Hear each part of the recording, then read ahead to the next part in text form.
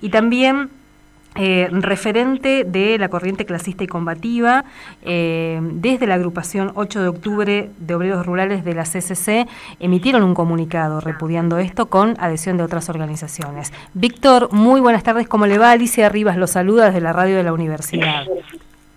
Hola, ¿qué tal? ¿Cómo le va, Alicia? Muy bien, estamos. Muy bien. Bueno, Víctor, cuéntenos un poco de este pronunciamiento, de este posicionamiento, tanto de la CCC como de las otras organizaciones que fueron adhiriendo también. Bueno, esto surge cuando a principios del mes de julio hace una declaración, a la cabeza estaba el señor, creo que se llama Sergio de la Pierre, que es un señor que tiene una inmobiliaria y tiene grandes propiedades agrarias, supongo que forestaciones y hierba también en el norte, en la zona del Dorado, y donde se manifiesta, digamos, muy duramente con respecto a los trabajadores rurales, fundamentalmente a los taleteros, y señalando que se han acostumbrado a no trabajar y que a causa de los planes que reciben, digamos, hace años ya han perdido la cultura del trabajo y que no, bueno, y que eso no puede ser. Y que ellos, aparentemente, un grupo que se llama Autoconvocado, estaban dispuestos a formar un grupo de tipo privado, por decirlo de alguna manera, un agrupamiento, para no permitir más que haya movimientos, ya sea movimientos sociales o interrupciones en la ruta u otro tipo de inconvenientes, y que estaban dispuestos a actuar si la Gendarmería no mantenía su pasividad, iban a actuar ellos por su cuenta. Esas son declaraciones públicas que salieron en el territorio. Y ahora estos días, hace 2 o 3 días, aparece como que un grupo también de esto, encabezado por De la Pierre, hacen una entrevista con el obispo de Iguazú, donde le piden que interceda ante el gobierno nacional para que se solucione estos temas de los planos, en el mismo sentido, ¿no es cierto?, que lamentablemente la gente no quiere trabajar porque prefiere quedarse en su casa atendiendo a la familia antes que, porque tienen un plan que le permite vivir cómodamente, no lo dice de esta manera, pero lo deja entender, antes que ir a trabajar. Bueno, el obispo, aparentemente con prudencia, le escucha y dice que, bueno, se escucha, no hace ninguna declaración, tal así que en el diario no sale ninguna declaración del obispo, que le escucha y va a ver si se puede hacer algo sobre ese tema, que él no señala no hace ningún señalamiento. Bueno, pero tampoco hubo un repudio, digamos, ¿no? Porque si uno pensaba... No. Bueno, uno se queda con muy, le voy a decir sinceramente, uno se queda muy, diría, sentido, ¿no? No voy a decir ofendido porque yo no soy obrero rural, ¿no? Pero he trabajado muchos años junto a obreros rurales, junto a productores, hemos estado en el tractorazo, allá hace 20 años, ¿no? Así que conocemos en algo de la situación, así que esto que se ha dicho y se sigue diciendo es una barbaridad, se trata de denigrar, con esto se trata de descalificar, ¿no es cierto?, a este sector de la población trabajadora de Misiones. Se olvida este señor, porque ahí creo que se conjugan una serie de cuestiones, ¿no? Que efectivamente estuvo la cosecha de la hierba ahora, y que tiene un precio razonablemente bueno para los productores, todos ellos lo reconocen, pero el precio que se paga por la tarifa no es el que corresponde, porque no se paga el precio que fijó el acuerdo paritario, o sea, el acuerdo que fijaron entre patrones y empleados. Siempre se ha pagado entre un 30 y un 40% menos este año.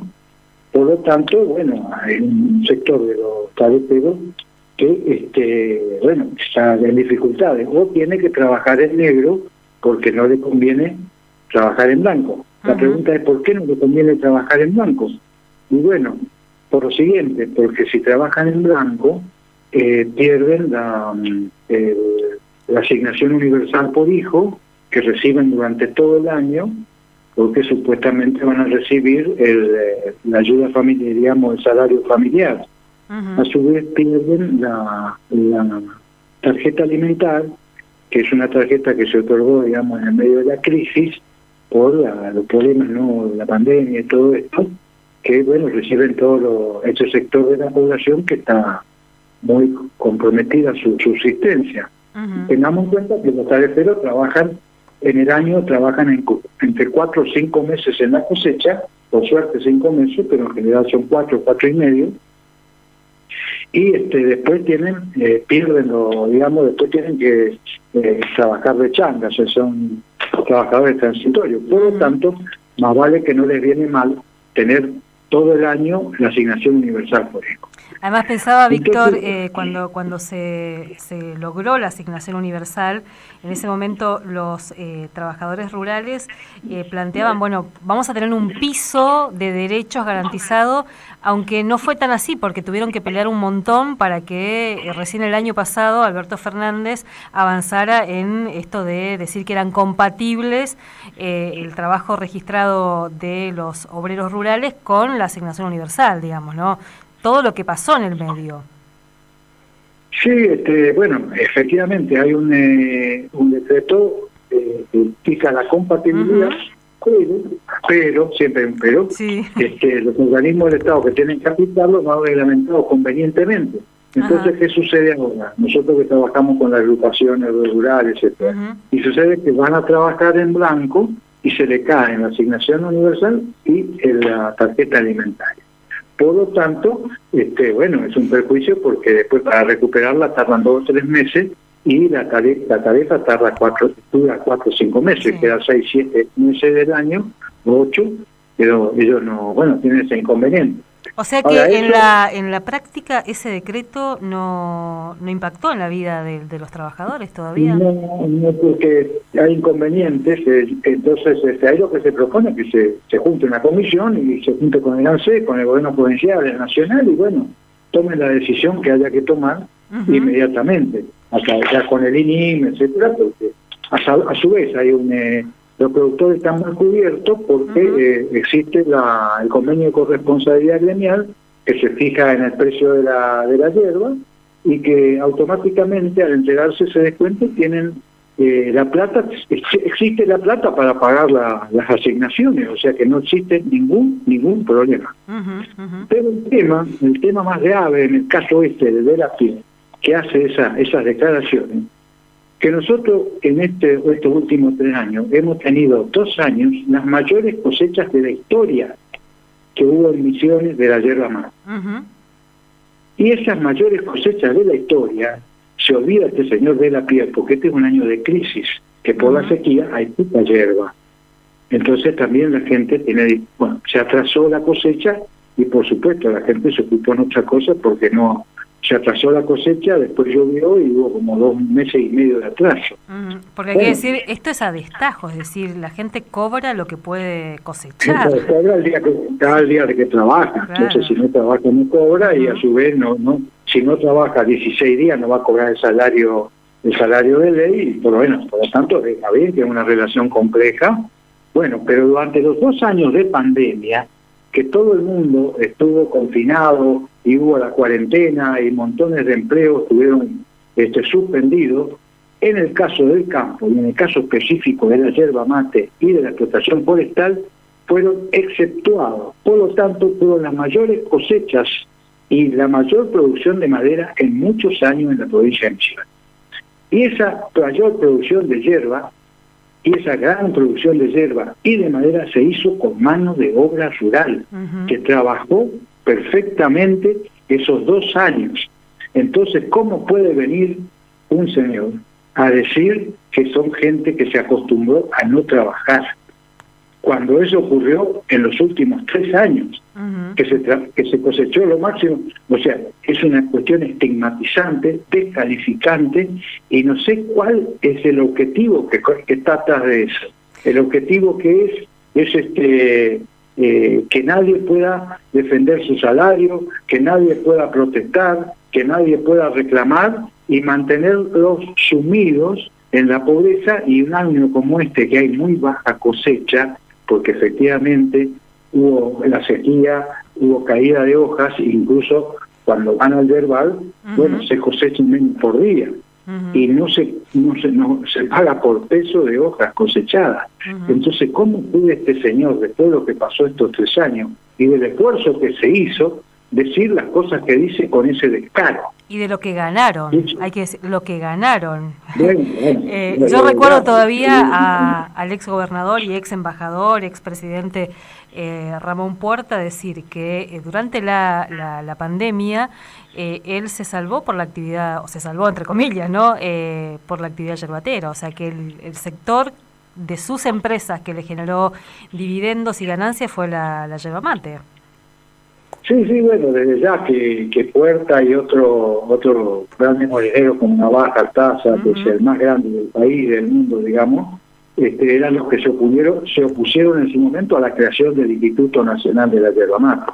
Por lo tanto, bueno, lógicamente que dejan hacer y dejan que señores como de la Pierre cope la palabra y diga las cosas que ha dicho, ¿no? Y, bueno, Víctor, ahora para mirar también porque acá de la Pierre y este sector de autoconvocados lo que estaban era como convocando a que cometan un delito, digamos, ¿no? Porque que se enfrenten entre comillas con las personas que están manifestando y ahí no hubo ninguna. Vamos a agruparnos y hacer un grupo para salir y, si es necesario, recorrer toda la provincia para impedir este tipo de cosas. O sea, eso es como decir, vamos a crear un grupo paramilitar o para policía para actuar si la gendarmería no actúa. Me hace recordar a la Patagonia, a la masacre de la Patagonia de los obreros rurales de que esquilaban las ovejas, ¿no es cierto? Lo que yo quería apuntar ahí es que desde el gobierno provincial, desde las instituciones del Estado, no hubo ninguna respuesta, no hubo nadie advirtiendo que ahí lo que estaban es atentando contra nuestro Estado de Derecho, digamos, ¿no? Contra nuestro sistema. No.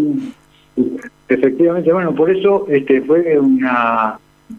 nos hemos reunido y bueno, decidimos salir, y ya habíamos hecho una nota anterior, pero lamentablemente hay medios y los medios no nos sacaron las respuestas. Entonces ahora decidimos juntar entre varias organizaciones que son solidarias y que siempre hemos estado, digamos, en la defensa de todos los sectores, en hacerlo público.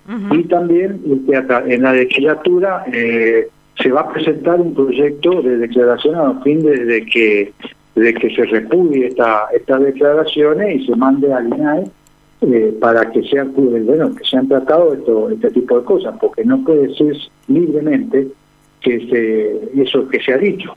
Y yo personalmente he hablado con el periodista el señor Pug del diario Primera Edición, pidiéndole el derecho a réplica, pero no personal, sino a réplica de esa información y contestar esas declaraciones que se han hecho, ¿no? Bueno, así que bueno, estaremos esperando a ver qué lo que sucede. Víctor, muchas gracias por este tiempo. No, gracias a usted por la atención y por haber llamado. Muchas gracias, hasta luego. Víctor Rosenfeld, y esta polémica aportó sobre el final una cuestión que lo venimos